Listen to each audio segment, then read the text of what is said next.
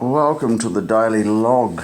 So I've just come back from Coles. I've $56 or so worth of shopping, mostly for myself. 13 cartons of long life milk, and I'm getting a bit, I've got bursitis in both shoulders, and that's just been neglected. So basically, we need carer.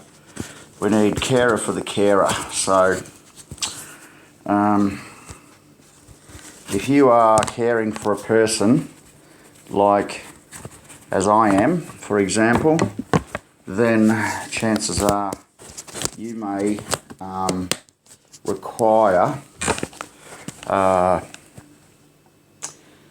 looking after someone to look after certain things, so that for you, so that you can free up the time to fulfill your carer requirements with your loved one or your customer, etc. So we don't have any specialist skills in the carer space. I just look after me mum. So I had considered doing, may consider doing aged and disability support, Cert 4 and driving the car, but just not today. So I'm actually going to have to go on a health. I need to focus first on my health, because I'm at risk of actually, getting. I know that I'm giving high blood pressure to people, and I think it might be a bilateral situation as I rummage around for the remote. So yeah, I've got to pull my socks up and get to the PCYC. So this rant is conducive, is it not, to being transcribed into some type of pink form. So pink forms I use are, the idea is you watch the customer service person to do my jobs would sit down, watch this video, read the closed caption, because I might be a bit difficult, my accent, to understand, and then they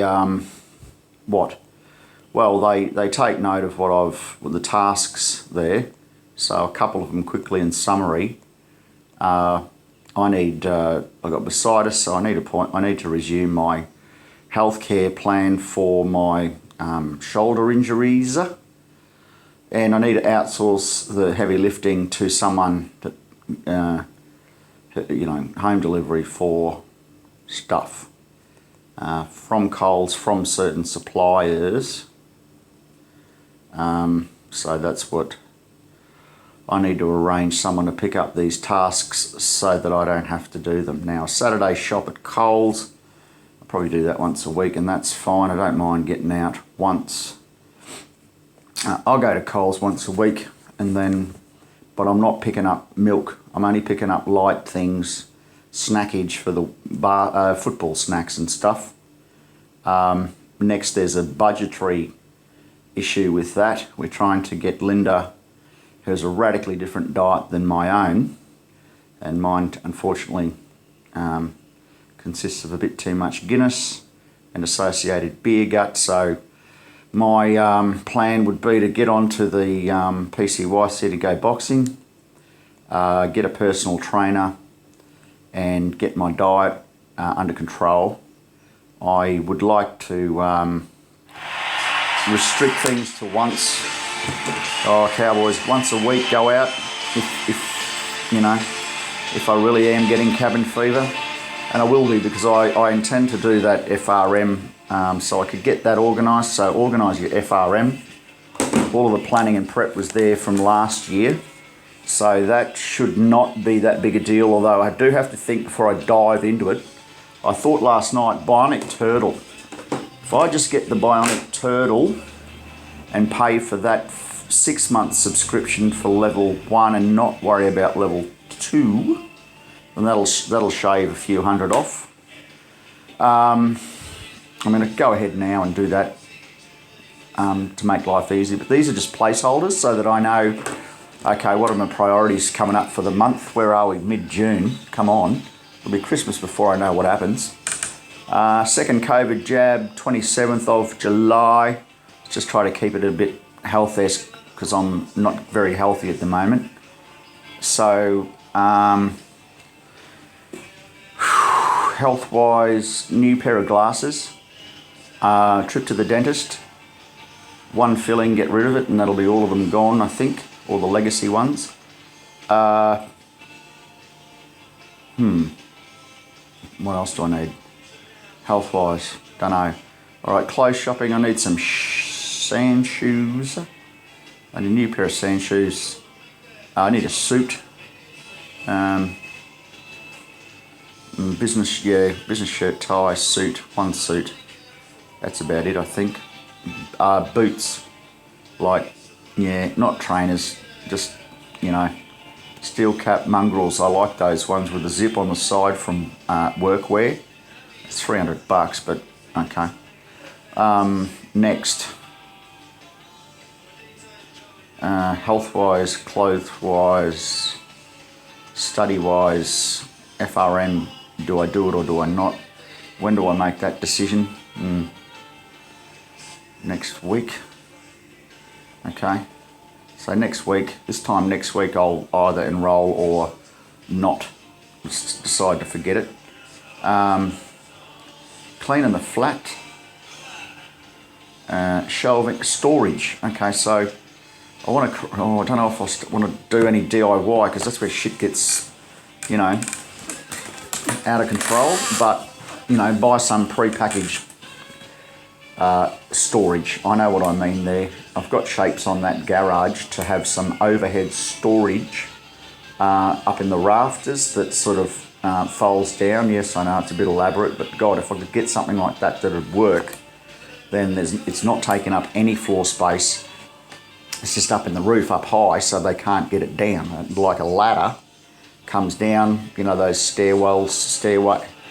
Those ladders that go up to attics are in the ceiling and you open up the manhole and pull the ladder down. Imagine that. So one of those would be ideal. Should be easy enough to put together. And then, yeah, store the stuff out there. Gardening, I'd like to plant some stuff in the garden and a sprinkler system. Automate it so Linda doesn't, you know, she can just walk around and I don't want her weeding stuff. I don't think she can walk anymore. Checking with her. That's what I wanted. Now, healthcare. There are heart rate monitors. There's biomedical health rate, blood pressure monitors, medic alarms. There's that type of stuff available. And I want to know what funding's available out of home care package level 3 or 2 to cover the cost of that.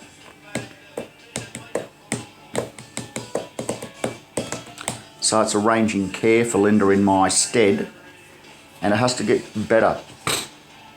I'm deteriorating with that. I can't do this anymore, and it's not much that I'm doing. I'm just burnt out.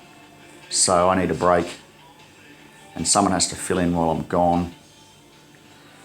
Then we've got legal appointments next week, so check the diary. Diary management would be great, and that'll avoid a lot of conversations. Just have a look at the diary, have a look at the appointment book. There's computer shit. There's got a brand new computer here. So that's a training course. What to do with a brand new computer. Oh my God, this thing's been sat there for 6 months. 8 probably. Something stinks in this flat too. So 8 months worth of nothing out of this, you know, $1,850 computer. And I've got to do, you know, all these pop-ups. Woof, woof, woof, and I'll get phone calls from an 81-year-old. What do I do with this? And I'm like, well, I can't read it. I can't see it. What's it say? You know, and it's a mess. If you've got to support that, you'll know.